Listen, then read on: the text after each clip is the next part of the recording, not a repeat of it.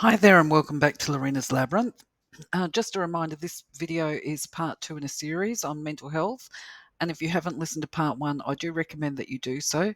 Of course, you don't have to listen to all of it, but you might find it interesting. The videos all have chapters that have the links, so you can go to specific sections in the videos. I'm going to do this for all of them. But in this particular video, just to explain, we're going to be talking about neuroscience and how this helps people, particularly when they've got a history of what we call significant distress, to recover their function. Now, neuroscience is also a great early intervention tool. By that, I mean as far as preventing a mental health crisis. So, without any further ado, let's jump in and start the conversation about neuroscience. So, just a reminder here that I'm not a scientist and I'm definitely not an expert in neuroscience. The information that I'm going to give here is my recollections from my training as a social worker. And as I was preparing for this video, I discovered the link that I've got on the screen here, and people might be interested in having a look at it. It's got very clinical language, but if you've got the time and patience, you can actually break it down and dumb the words down for your own purposes. I have tendencies to dumb down information so that I can translate it easier as well. And you might have the same need to do so. And just a reminder that the qualifications I do have in Australia, they are not globally transferable. And even if they were, the bottom line is that the professionals rather do argue amongst themselves around any content, and that includes neuroscience. And as far as neuroscience goes, it's fairly new. Um, but it is supported by imaging and other tests, is my understanding. It's a valid science, and I have found it to be very effective and beneficial when I share it with my clients. It really seems to help them to persevere, particularly when they're trying to change their behaviours or if they've been dealing with a lot of emotional dysregulation. So I recommend it for everybody, and just to give it a whirl. So, in the first instance, I believe the whole research that's been compiled about neuroplasticity and neurofunction is helpful to people that are dealing with significant behavioural or emotional issues, um, because it provides one hope for the future that they can recover, but also it takes an enormous pressure off them. It helps them to release any feelings of shame and guilt, because what neuroscience does is actually it demonstrates very clearly that the patterns of behavior have been constructed as base survival mechanisms, and there was a need for them. There was a need for these reactions at some point in time. Those needs may not be there now, like for a veteran, if they've developed PTSD or whatever with working in a war zone or whatever. Once they come home, they're out of that situation, but they've still got that trauma response of being on high alert. Well, a PTSD victim, for example, might think that they can never ever recover and get their function back. Well, neuroscience says, well, actually, you can, right? There is hope. You can rebuild. The brain is amazing. It's got plasticity. You can work on this and you can get your function back. Okay. So I find that it's really, really useful to give this information to people that are struggling, because the brains, or the science of the brain anyway, I need to cough, sorry, doesn't just talk about brain plasticity and generation. It offers an explanation of how it functions, how it processes, and it also provides the evidence to support that trauma is real. A lot of people that have got trauma think, there's something wrong with me. That's that shame and guilt thing, because I have these traumatic reactions, I have these big reactions, and it's all in my head, and I should just get over it. The people say stuff like that. I'll just get over it. You're not in a war zone now. Well, it doesn't matter that they're not in a war zone, because the wiring has changed when they were in the war zone. And so now it's a case of rewiring the brain. Okay. It's not that there's a brain. Um, it's it's not that there is something wrong with the person. The brain was wired for war when they were in the zone, right? And this can be for people that have been in violent family relationships or whatever. The brain becomes wired to respond, to take care of the base survival needs. And at some point, obviously, when you are out of that situation, the body doesn't need to function in the same way. They're not in a war zone now, they're at home. I'm saying war zone because actually there is some evidence to support that people who have survived domestic violence have the same experiences as these returned vets. And I don't mean to say that to confront anybody. But anyway, moving on to the next slide.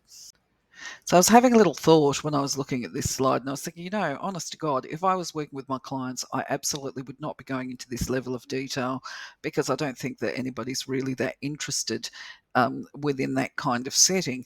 And the only reason I'm going into this level of detail is because I'm doing an online video, and I think it's a matter of professional competency that I give you this information, but I really wouldn't use it to this depth when I'm working with people. But I'll go into it anyway and just try and talk through it, right? So this graphic is supposed to show a neuron. A neuron is defined as the fundamental unit in the brain and the nervous system, and it is responsible for both receiving and processing sensory input. Now, when the neuron is processing the input, it is also directing energy into certain areas that inform our behaviours, either subconsciously or consciously. Now, I think it would be very fair to say that all subconscious behaviours are or were related to our survival needs at some point in time, and that for some of us, for whatever reasons, we can stay locked in reactive behaviours. Now, from a scientific perspective, the neuron receives the information and it will then synapse or spark or whatever a layman wants to call it. Now, I remember when I was working in one place where we were given our first dose of this training, and we would, you know what it's like, you're sitting with a group of people and somebody says something and then another one will sort of sit there and you can see that they're not actually processing the information. They're looking a bit glazed and their jaws hanging down, and then they kind of say, oops, sorry, brain fart. Well, we got to the point where we would just turn around and say, yeah, what, aren't your neurons synapsing at the moment or whatever? It was always said with humour, never nasty, but it became a really good icebreaker. My uncle, who's a bit elderly, he's got a different way of approaching it. He just sort of turns around and says, look, hang on, give us a moment. I just need to file that last bit of information and put it in the right folder before you give me a new lot to think about, if you can work that out. So anyway, the neurons are the first part of the behaviours and the actions. So once the neuron has been triggered and the synapse has happened, and based on this little image here, the blue one, it's got a pink dot in the center, if you can see that. That pink dot represents the neuron. So it triggers the transmitters, which are reflected by the little glowy red dots along the, and we're looking at the blue image here, along the neural pathways. And these transmitters go to different parts of the body because, for instance, anything that we do, I just need to come back and mention that the neural pathways are also called the brain schema quite often. And in fact, I think I said there was no brain therapy associated with neuroscience. That's not true. It's called schema therapy. I'd forgotten about that. And we will be talking about that later. Anyway, the image on the left represents those neural transmitters going to separate parts of the body. Now, how I would explain this, think about it, most of it is subconscious, right? We subconsciously breathe. So our body is constantly in a state of processing information. Some of it's automated, some of it's not. So let's say that I stop breathing, I've gone under the water or whatever. You will do a sigh or a yawn or whatever. The body, the neuron processes that a breath needs to be taken, and it will send a signal down a pathway. Now, equally, a prime example of this is, those automated functions which are so embedded. It's not just about the physiology. The behavior part is embedded as well, and sometimes it's subconscious without us knowing about it. So a prime example could be me sitting outside in the garden, seeing the grey clouds coming in and knowing that I need to go and get the clothes off the line. You just don't even think it. All of a sudden you find your feet moving and you've gone to get the clothes off the line. So these are embedded behaviours. Now, it's important, I think, at this point to let people know that the more often a neuron fires and triggers the chain reaction of these transmitters, the more the neural pathway is considered to be solidified. And this is why some behaviours or actions are automated, we may as well say. Other functions, such as our behaviour, they also become embedded too, but we can still build new paths. And the best way, I think, to describe it, by the way, there is some debate about whether or not babies are developing their schema before they're even born. But if we think about it, our first reactions or awareness is when we're born and there's that environmental change. They're out of the human body and they're exposed to the air environment. And the first thing a baby does, of course, is cry. Usually it acknowledges it doesn't cry because it has a need. It needs to be wrapped up. And then it cries because its bottom's wet. And then it continues to develop. As it grows, its needs change. So its body and neural function also changes. It starts to smile. Is that a learned behavior? Do babies smile automatically, subconsciously? Well, they do with wind. We know that they will smile if they've got wind. But we all know what that first really big smile towards its mum and dad is. I would imagine that's actually a learned behavior and they're just reciprocating. Now, when it comes to the construction of new neural pathways, so let's say, I think actually let's refer to children, and I'm not going to have a conversation here about nature versus nurture or anything like that. That's not what I'm going for here. I think children are um, a good place to start because obviously they're learning, and when they're little, when they're toddlers, they throw a lot of tanties and stuff like that. So as parents, we're trying to do behaviour change continually with these small people and get them to do new behaviours. Now, my understanding is they change as quickly as they do because their brains are so plastic, for want of a better word. It's not really a great decision, is it? But to get the behaviour change fully implemented requires about 60 to 90. I was told, they don't really know exactly how many, but a lot of repetition before these new pathways are cemented. So it probably takes older for adults, but either way, consistent effort and you can create new pathways and create new behaviours. So that's the start of behaviour change. So, just a reminder, I'm not a neuroscientist, so I may not explain this completely correctly. Feel free to put comments in, okay? So, what this means for people when they become distressed is the process unfolds, in my understanding, as follows. The neuron, which is the pink dot, receives the information as a result of stimuli, and this is then processed by the amygdala, and the amygdala is referred to as the central processing unit, and it processes the stimuli for further actions or responses. So, what this can look like for somebody, say, that has a history of emotional or mood disorders is that two people can be in a conversation. One person says something or sees something, and based on their previous experience, it looks alarming for them. This is the equivalent of that red flag moment. And remember, this is reflexive. You know, you see it and it's like, oh my God, you know, red flag. Did I really see what I thought I just saw? Right? That did I really see it is the rational processing. But basically, the first primary thing is it the red flag goes up and it triggers a response where there is a possibility of danger, and it sends and transmit messages down to the brainstem, um, because potentially there might be a need for an action that is life-saving, right? It's an instinctual response to a potential or perceived threat. Now, if you think about it, when you get the red flag and the oh my God moment, there may be a little physical jump or a physical response there because your body is getting ready to launch and do something. But if it's not really threatening and it's just an immediate, like, oh my God, did I just see that? As I just mentioned. And then the next process of, oh, not really, I imagined that or I misread it or whatever, we're rationalizing and processing the immediate emotion. And when we're rationalizing and processing the information, we're actually into the frontal lobe. We've come out of the brainstem and we're into the frontal lobe.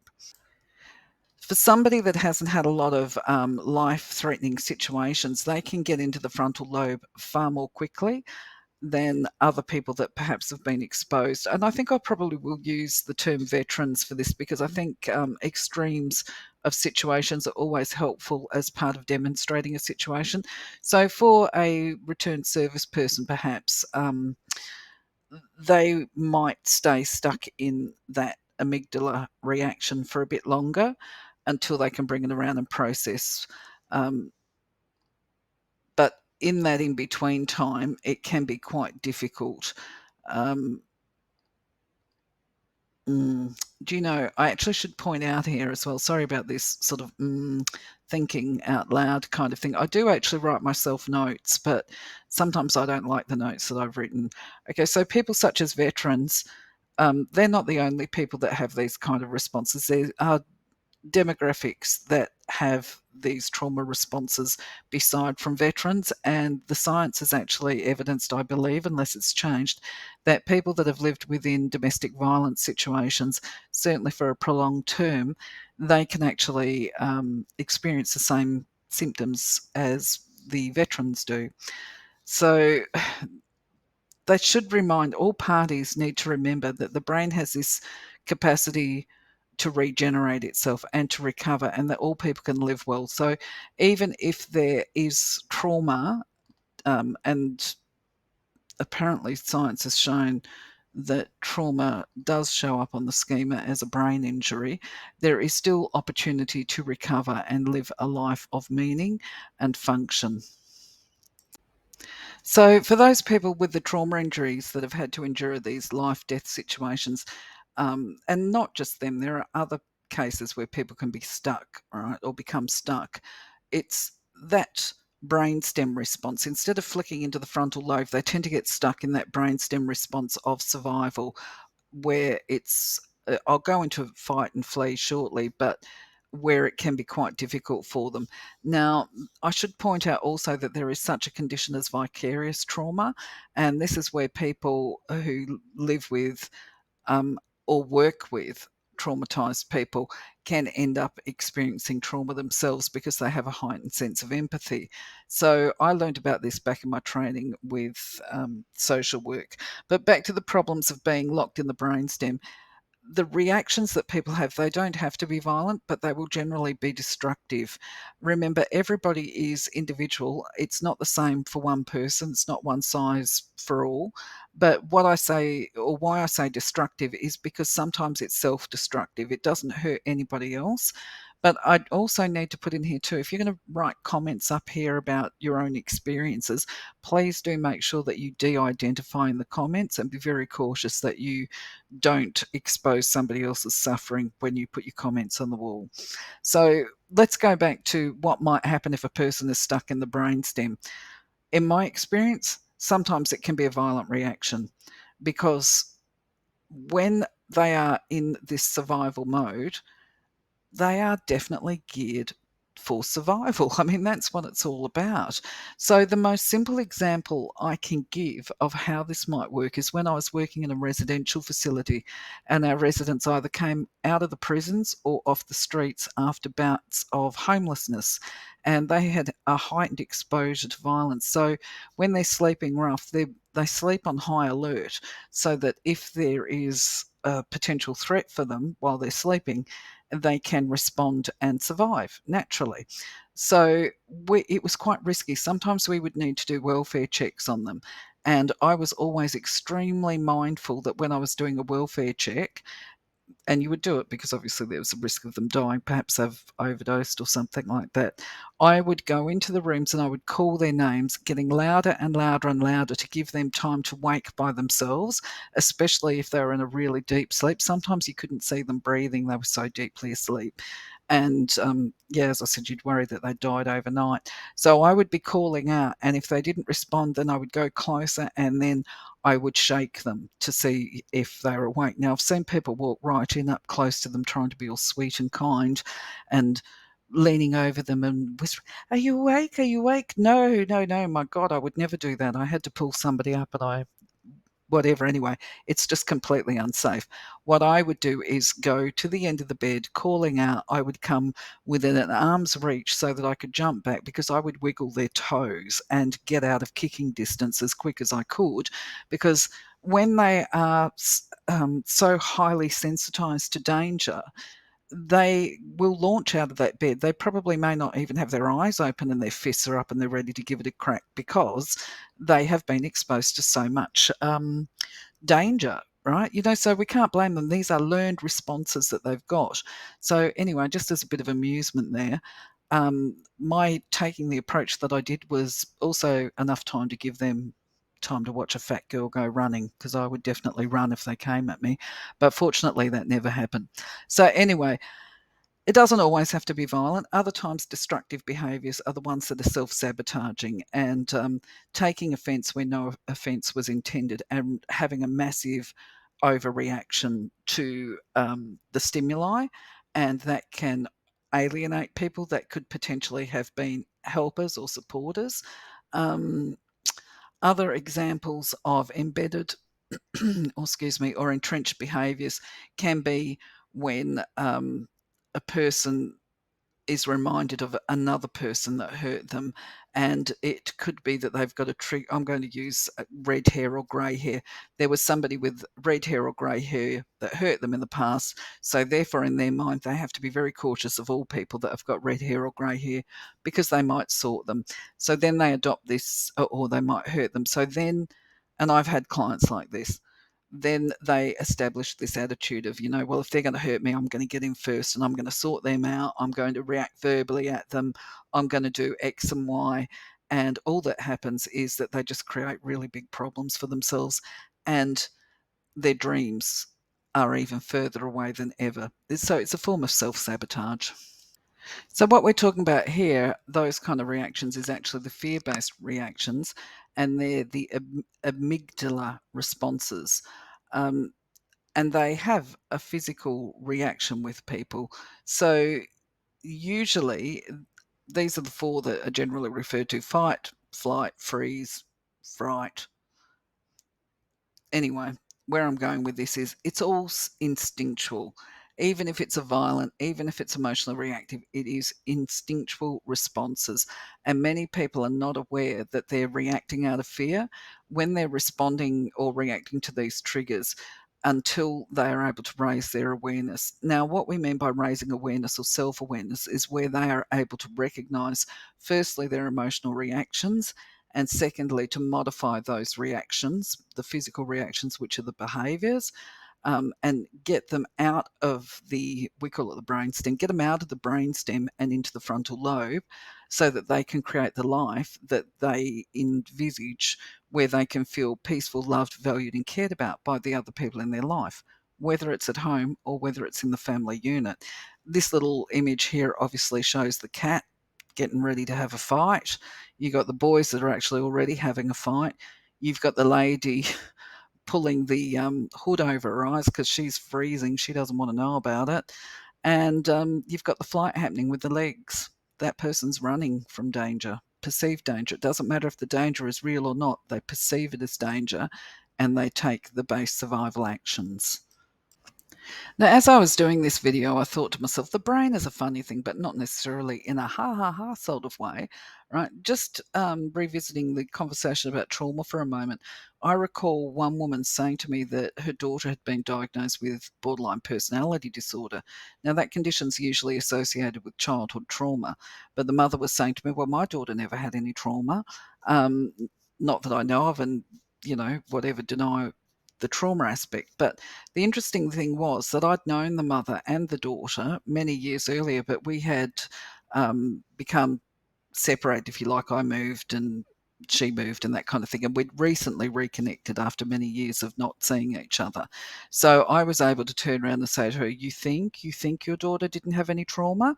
And she was like, well, what do you mean? And I said, don't you remember? I said, do you not remember that you called me up and asked me to come over and have a chat with her because she was having recurring nightmares? And it was horrendous, the poor little thing. She was only about 7 years old, if I recall correctly, and she was having these recurring nightmares of a shark attacking her. And anyway, the issue was that at their home beach, which is down the road, this is Australia, somebody had actually been taken by a shark, and it was all over the news and completely sensationalised, with the report saying that the shark was as big as a small car. Well, of course, this had a horrible impact on the child. So I would say, yeah, if there was a trauma for her, it was a trauma of her mind. You know what I mean? Not because something physically happened to her. That could be that vicarious trauma that we're talking about, the heightened sense of empathy. So as a little one, she must have just been imagining what it would have been like for the poor man that was taken by the shark. Anyway, I've diverted a little bit here. What I wanted to really stress and express here is the more we think something and the more we do it, reacting to the stimuli, the more that behavior becomes embedded as a response. So, someone with a long history of fearing for their life, their reactions can become bigger and bigger than Ben Hur, even if it's not violence associated. Their function can actually be impaired, and they can develop some really serious panic and anxiety type conditions as well, which stop them in their tracks. And this is why, as an example, in some instances, a person who has experienced a lot of life challenges can have less resilience to emotional triggers. I recall in my studies that while men are at greater risk of, and I can't use the word, or I don't think I can use the word on YouTube, the S word, men are at greater risk of that during adolescence and early adult years. Women are apparently, based on my studies, at greater risk at ages 45 and then again at age 75. And I recall you looking at these studies, and there wasn't a lot of it. I think it was just the one research paper. And to me, it's something that really needs to be explored. So, this is just my opinion here, where I say I believe this is probably because by about 45, if the person has endured a lot of suffering throughout their life, and come to that space and place of darkness where they think, oh, I should just do whatever, then it gets to the point where that thought turns into a space of action. So, I don't know. Yeah, basically, where I'm going with this is a person can experience very sudden mood changes, and as we get older, we have that less resilience. What was previously distress can very quickly become a mental health crisis unless there is an early intervention. So it is on us to actually pay attention to warning signs and, as I say, increase the levels of self awareness. Now, when we talk about raising awareness and the warning signs, this means paying attention to physiological signs so that a person can recognize when their fears are escalating, so that they can be addressed. We all have a variety of warning signs that the body will give to us. And when a person is stuck in the amygdala and that fear based response, they might not know it. And this is where the family around them plays such a vital role, because they can draw to the attention of the person that's starting to escalate and, you know, escalating their distress levels by pointing out to them certain behaviours or things that might be happening. And there's a range of potential symptoms. Not everybody's the same. I have to keep coming back to this. Not everybody is the same. Everybody is different. Everybody's symptoms are different, okay? But insomnia is one potential symptom. Staying awake all night is a good sign that things aren't being processed well inside, or deviating from the normal sleep routines, falling asleep with a light on or in a chair is another sign that things, that health has been compromised, shall we say. If a person's got stomach churns, a racing or pounding heart, pins and needles, sudden and inexplicable thirst is another one. If they get the tremors or trembling, skin rashes and skin breakouts can be another symptom. Um, and in the first instances, before it actually gets to that stage, a person may notice that they've got clamminess or increased perspiration happening, shortness of breath, muscular tension or pain as another first indicator that tension is there, because tension kind of is the precursor to the distress. But these are all little warning signs that a person can experience before things get really bad for them on an emotional level. Other people might start to realize that they've got aches and body pains for no particular reason. And it could be quite simply that something happened the day before, and during that period of time, that all of their muscles tensed up. So then the next day, they're actually, they're feeling that tension, it goes into the body. So other indicators are inexplicable emotions and feelings, feeling a bit weepy, frustrated and angry and not knowing why, finding that your communication is impacted and struggles to verbally articulate or to process the information and comments by others. A lot of the signs can be extremely subtle in the first instances, and they gradually escalate and become worse unless the person takes action to reduce the symptoms. And this is a matter of self care. And as I said before, support is vital. But when I was doing my studies, they were kind of like, pay attention to your body, because then you get the opportunity. When we talk about self care, it could be in the first instances, you've had a bit of stimuli and you're a bit tense. Well, you can go and run yourself a nice soak in the bath or whatever, or maybe go for a walk. You can get in early before things get out of hand. I don't think I really need to spend a lot of time talking about what a mental health crisis is. I think it's pretty self explanatory. It's where the distress is escalated to the point where it becomes dangerous for the person or the person around them, of potentially a completed S. Harm is a major factor. So the mental health crisis is basically now critical. It's gone beyond the point of them being able to manage their own symptoms, and they need to get professional support, and it might be a case of hospitalising them. What we're all kind of beholden to do, whether we've got a diagnosis or not, is to conduct our own mood assessments on a regular basis and to understand our feelings and emotions, especially if we're trying to create positive change. Now, I will create at some point a mood chart to assist people to identify what's happening with their moods. But what you see here is a very simple tool, and it it's designed to help you to ask the questions. The green zone obviously is, how am I going? Oh, I'm going great. I'm happy. I've got no problems, nothing I can't manage, right? The orange zone is more a case of, well, I'm a bit miffed and X and Y has occurred, but I'm managing it. I'm able to process and rationalize it. It's no biggie. I've got friends. I can vent, I can chat. So orange is okay. Yellow, I put in here, seek professional help immediately. That's because things are escalating, but I don't believe in normal circumstances that would be a case of um, run to the hospital or call Lifeline necessarily, unless you're actually in Western Australia and the waiting lists are so long. If you've got private financial means, you could go and engage somebody privately. I mean, definitely getting some help there would be good. As part of learning strategy. But if you're going into the danger zone, yeah, that might be time to call an ambulance. Definitely at least call a friend. So I've put this link up because I was introduced to it in my training by a psychologist around self care when I was doing my social work. And this is actually an app, and it really is apparently brilliant. I've got to admit, I don't have it on my phone because I'm a bit of a dinosaur. But apparently, this is absolutely brilliant because it helps a person to assess their mood, helps them to self care, it provides strategy. And one of the things that I was told at my training was that it's so good that apparently when you do your assessment, you actually apparently have to click on certain buttons, and then the phone comes up and says to you, oh, you're a bit sad today, or maybe you're feeling a bit blue, or whatever. And then it turns around and says, you need to go and look at pictures of kittens and puppies or something. It will actually give you direct strategies to help yourself get back to the green zone. So that's the beauty of this app. And if you do it, oh, I'd love to hear your thoughts. I'm going to try and whip through this slide as well, but this is basically some tips to bring yourself down in the absence of mood meter, right? Um, First of all, remain calm.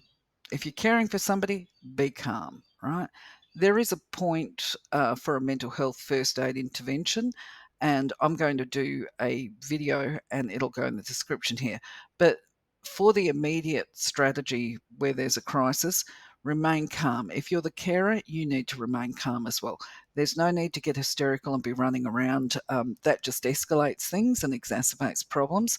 So, whether you are supporting others or supporting yourself, the key here is remain calm and be non judgmental in this moment of being triggered. Sometimes people know that their emotional response is irrational and they might say things like, "Oh, I'm so stupid. It's not like it's a big deal, but I'm just so upset." So we can reassure them by saying, okay, all right. So it was one small thing, but that small thing was the straw that broke the camel's back. Today, it happens, forgive yourself. Remember, we're all growing and developing. And depending on how far the person is into their therapy or recovery journey, you can remind them of the progress that they've made and that all is not lost. You know what I mean? They've been doing brilliantly. The space we're in right now is temporary. Um, it's just one moment in time, your emotions and your emotional response are real, but this is one moment in time. Tomorrow we're going to have another moment, or later on today we will have another moment, and it's going to feel different and better to the moment that we're in right now. Now, if you must use the word you, I would be very careful. Ideally, a person will be aware, in a perfect world, you'll have had a conversation with them, or they will understand. They'll have looked at the neural pathway stuff before they're having their crisis. So we can actually draw upon this in a crisis and say, remember, this is we're building new pathways. They don't happen overnight. Sometimes they take a little bit of work. It's okay. This is a blip. This is not a forever thing. you know you're doing brilliantly. That would be the only time I would be using the you word, and reminding them that the current pathways were created because at the time they were created, they were needed. You can turn around and say, yeah, look, this, that this is why it happens. As I say, pace it. You've got to use your own discretion here. Please, people, put feedback up of what might or might not have worked. Once again, it's everybody's different. Humour also is, I've put up here avoid humour because this can go in your favour or it can go very, very badly. You would need to know the person very well, I think, before you actually attempted to crack a funny in the middle of a crisis. And I'm not sure it ever would be appropriate, actually. I would be inclined to wait for them to make a joke, and then I would be very cautious in response. Because what I find absolutely interesting and beautiful about a lot of these people that struggle is they have a wonderful black sense of humour, and that is the way they break a lot of their own tension, is by cracking what is referred to as an inappropriate funny. If it's if it's your family member that you're working with and you're trained in this stuff, just remember, when you're doing a crisis response to a family member, be the family member, be the parent, and leave the clinicians to give them the strategy and that kind of stuff. Oftentimes, it's just a matter of asking them, what would you like me to do? Sometimes they just want to know that you're near. They just want to feel safe and they don't want you to do anything else. Sometimes it could be sitting on the end of their bed because they feel they need that little extra safety measure or whatever. But just play it by ear. So once the crisis has passed, it might be an opportunity to have a conversation about these resources that I've put up here. These are real tools for the toolbox. One is Dan Siegel's book, Name It, Tame It. He's brilliant. He also does TED. I think there's a number of TED videos online. And basically, his belief and what he presents to people is that if a person can name their emotion effectively, then they can control the way it manifests and the outward behavior. And by that, it's kind of like, well, am I angry, like furiously red eyed angry? Or am I just a little bit frustrated? Because if we don't know how to express it, then quite often it just gets out of control. So his position is, learn to name the emotion effectively, and then you will be able to control it. And that's part of self-mastery. The DBT self-help one, that's an excellent site that I found many years ago, and I have a feeling that it's lived experience of people that have done training in DBT. Now, DBT is the abbreviations for a therapy called dialectical behavioral therapy, and it's for people that struggle to emotionally regulate. These are the people that have these massive, big reactions, and um, this particular condition is connected to high rates of the S word. So it's an excellent intervention. Anyway, if you go to that site, you're going to find heaps of skill sheets, tips, and all the rest of it. I haven't looked at it recently, but I did see it's still up there, and it's still got a lot of fact sheets, and it's even got content for educators and for teachers and that kind of stuff. So I recommend that one. So all of that said and done, it might sound a bit intense, but when we're talking about, I should have done a whole section here, but it would actually make the video even longer. We talk about setting goals, and this is what is going to happen with the recovery journey, drawing upon the neuroscience, right? It sounds a little bit intense, but as with anything, it requires a little bit of effort, and recovery is possible, right? It's like the recovery journey, they call it over here, but it's a bit of a pathway. Some call it a recovery dance. And it's important to understand in the first instance, recovery is a contentious word. People have different perceptions of what recovery looks like. For some people, it's simply they just want to be able to live in peace and be undisturbed, and they don't care if they're poor, and they don't care if they never ever work again. They just want to feel that internal peace. Most people want to feel connection as well and loved by others. But for other people, recovery is about being able to return to the employment, having financial security, as well as the other things. So it's all dependent on the person. Now, regardless of what a person's recovery goal is, the changes occur in the same way for everybody. Is you set a goal, and it's like you're going for a walk in the forest. You say, I'm going to go here, but to get there, I've got to walk this way. This is a new path. I've never been this way before. The underbrush is relentless. So you might have to get out a hatchet and hack a pathway, right? So that's the first time you're trying to build a neural pathway. You're hacking a pathway in an area where it's never been walked before. Now, each time you walk the path, it gets easier and easier to walk. You don't have to bring a hatchet with you down there. You know what I mean? It starts to be really embedded. So it gets clearer and clearer and easier. And the same with walking a physical path. Okay, sometimes we might stumble and fall, but that's okay. It's not as dangerous, it's not as hazardous, and we can easily get up and brush the dust off our knees and keep going. So, this is the same with building the neural pathways. And this is all content that I tell people who are my clients. And of course, I don't spend hours like what I've been doing for this talking to them about it. I actually really simplify it because simplicity seems to work the best. I don't know why it takes me so long to put this content up here on this video, but this is what I'm trying to get across is we work towards it. We may have to do some dietary changes. We're going to talk about that in the next video, because not necessarily that we've got to go on a diet, but the influences of eating and so forth on our mental health. So that's physiological as well. So this now concludes part 2 of this particular series. I'm going to do part 3 in a minute, so please come and join me over there, because we're going to be talking about the brain chemistry and the chemical makeup, and this is really important, especially if you're looking at taking medication, because there are probably good reasons why you should have blood tests first. So hopefully I am now, if you weren't thinking that psychological distress was the same as a physical illness, hopefully you're now starting to rethink it, because I'm giving you the evidence, the scientific facts that emotion, mood, and distress are actually embedded in the physiology. But at the same time, I want to make sure that when I give you this content, that you are aware there is hope. Whatever you are going through, or whatever the person is going through, there is hope for positive change. So stay tuned, and I'll see you on the next video. Thank you. Bye bye.